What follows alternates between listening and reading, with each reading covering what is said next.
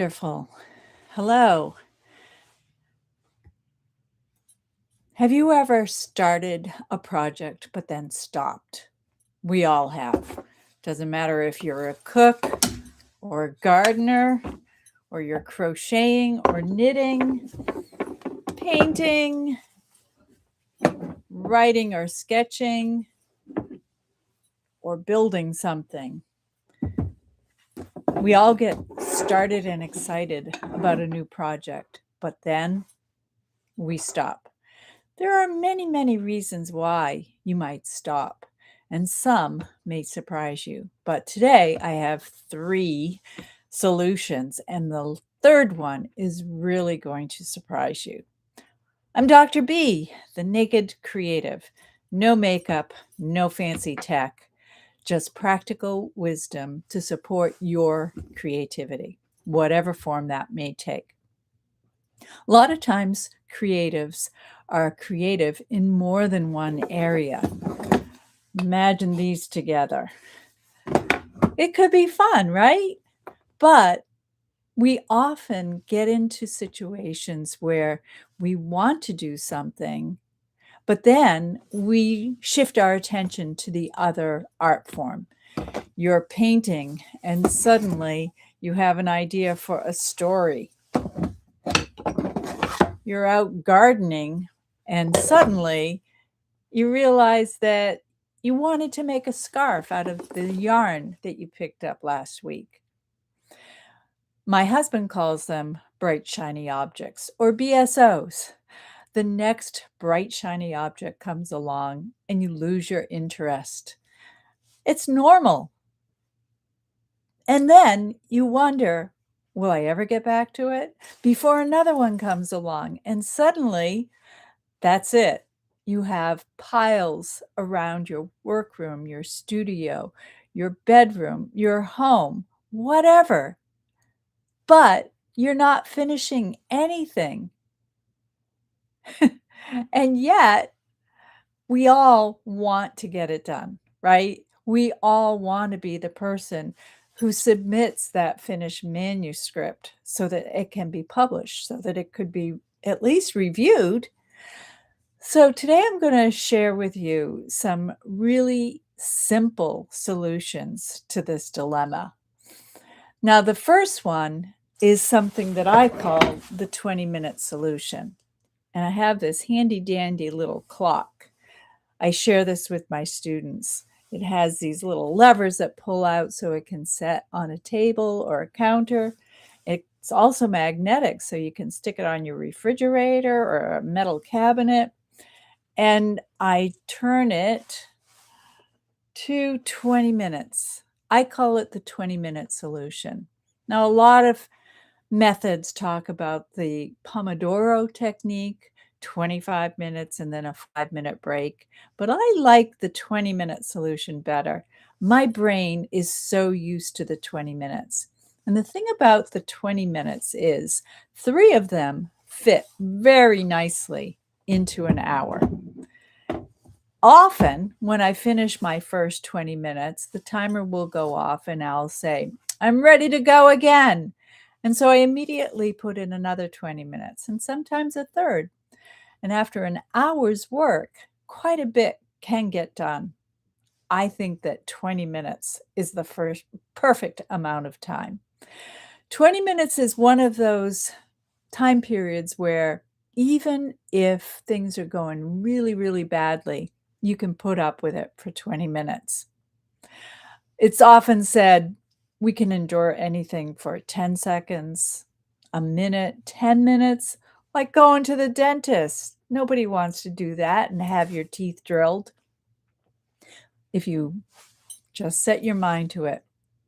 If you're trying to finish a project or even getting started, you've bought some beautiful new fabric and you're thinking about it, but you're not quite sure, set the timer for 20 minutes. Very often, nothing happens in the first 20 minutes. Again, that's okay. We're all in this together. The next solution that I have for you, number 2, is to gift something to someone. What do I mean by that? Well, I want you to think of an individual, a friend, a colleague, and something that has to do with your art form. Maybe you're going to paint a card, or maybe you're going to create a wall hanging, crochet a scarf, write a poem, nice little poem, paint a picture. Have one person in mind. Now, we can ramp it up just a little bit more. And the way that we do that is you set a date. Make out a formal little card and say to this person, I would love to meet you at the coffee shop. And let's meet on this day at this time. You need to have a specific day and a specific time. And you also need that friend or colleague to acknowledge that they'll be there. So you set this up, send them a card, make it formal, make it nice. Okay. Now you have that to look forward to. And all of a sudden, all of those excuses are going to fall away. This is what I mean. Many years ago, my friend Terry was opening a brand new store. She's a clarinetist and she's also a brilliant potter. And she had the opportunity to start a little store and a studio where she's able to teach pottery. She told everybody she was having this grand opening. But I knew that I also wanted to give her something. I wanted to sew a top that was made out of the pictures that she had been sharing of her pots, her logo. So I had this date about a month, 6 weeks in advance. That was just enough time to design the fabric, to get the fabric printed, to get it back, and to make this outfit. And that's exactly what I did. I have pictures. I'll post them on my website, doyourart.org, doyourart.org. Hard to say. And she was thrilled, thrilled. So that's kind of in the reverse. We have somebody else who has set something up, and then we decide we're going to give them something. But you can also do it with a girlfriend, boyfriend, partner, even your significant other. Make it formal. Make sure that there's really no backing out of it. Don't tell them what it is that you're giving them. That needs to be the surprise. And then this is going to activate everything in your mind, in your psyche, everything that you can do so that you're not going to disappoint that person. You're not going to back out. Now, a friend, friends are friends. Friends love you no matter what. You need to do this for yourself. Do it once and see how it goes. I suggest like 4 weeks out. It really depends on the breadth of the project, but I think 4 weeks for a lot of projects is just right. Another thing that you can do is decide that you need to do something in order to get people interested. And so this might be a little bit more public. Still, the idea is the same. Make up your mind, invite a couple people. Maybe it's Thanksgiving dinner or Easter or Christmas, where you know that people will be gathered. This is a little bit different than what writers and artists often participate in. Writers groups where we share our work often have the complete opposite effect. We bring something to the group And that is our motivation to get it finished. But we receive some criticism. Somebody reads our opening paragraph and they don't quite like it. Maybe they don't like that kind of genre. That happened to me at a writers group I belonged to. Person in the group said, "I don't read things like that." That's okay. That's why there's chocolate and vanilla, right? There's something for everyone. There's always going to be a genre that appeals to somebody somewhere. That's why they exist. But when you bring something to a writers group, it can shut you down. It's happened to me. Maybe it's happened to you. You work really hard to get something done and bring there and share. And we want feedback, but at a certain point in an artist, creative's, maker's development, we don't need criticism. What we do need is support. We need somebody to say, keep going. That's all. Keep going. And then the final thing that I want to talk about today, and this has worked for me numerous times in terms of getting something done. This is gold. And I do think of it as like the gold standard.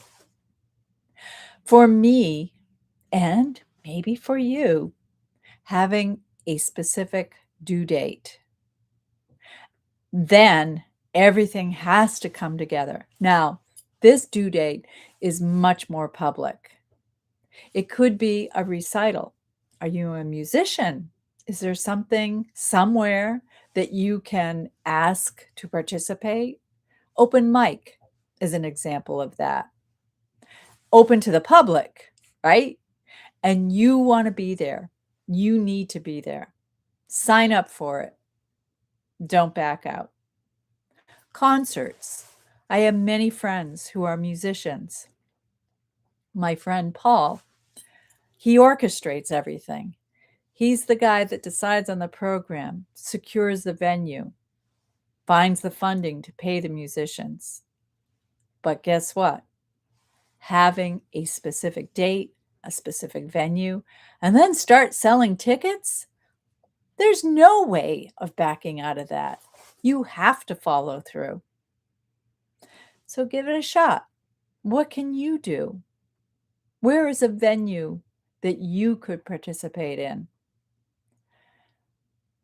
Right now, I'm working on finishing up a painting for a contest. The due date is 8 days away. I started working on it about 4 weeks ago, and I'm making progress. But other things have come along that needed my attention and prioritization before I could get back to the painting. And now with the due date looming, guess what? I know I'm activated.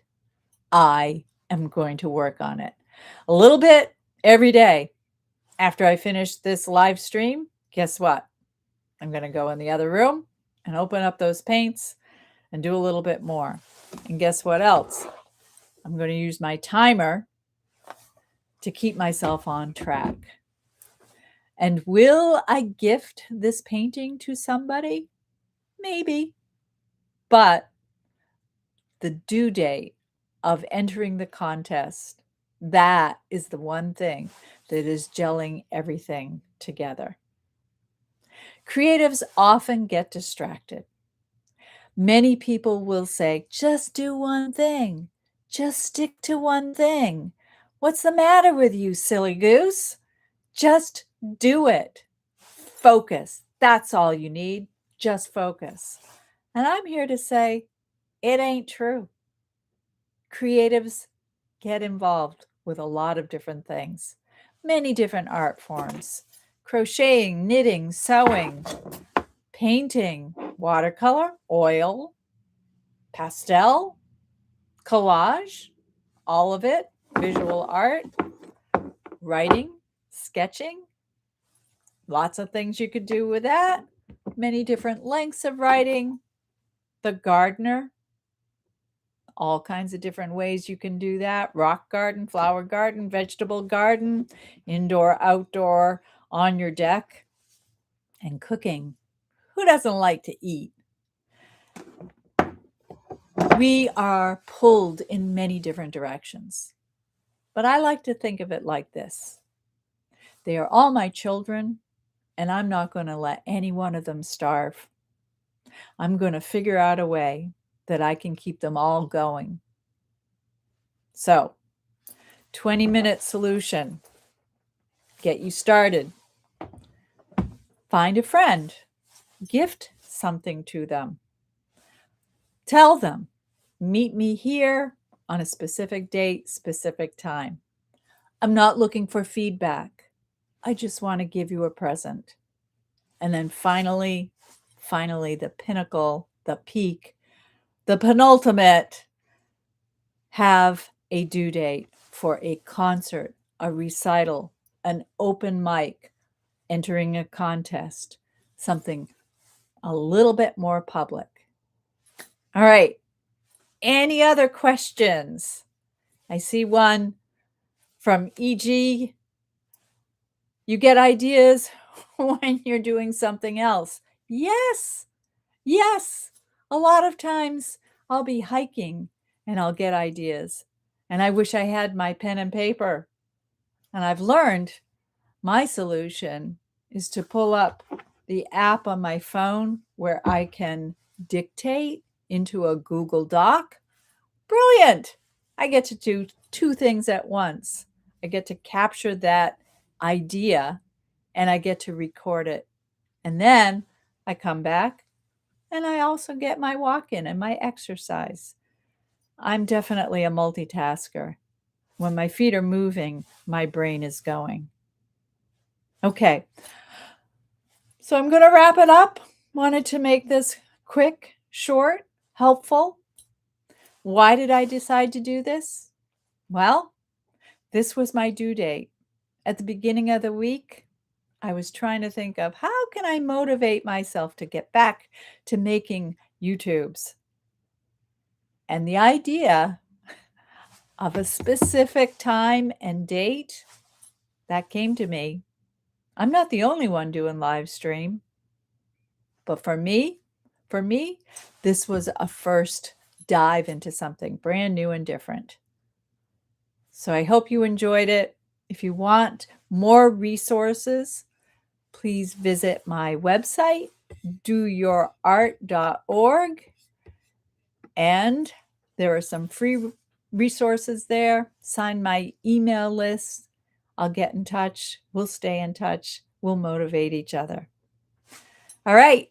That's it for right now. A biento.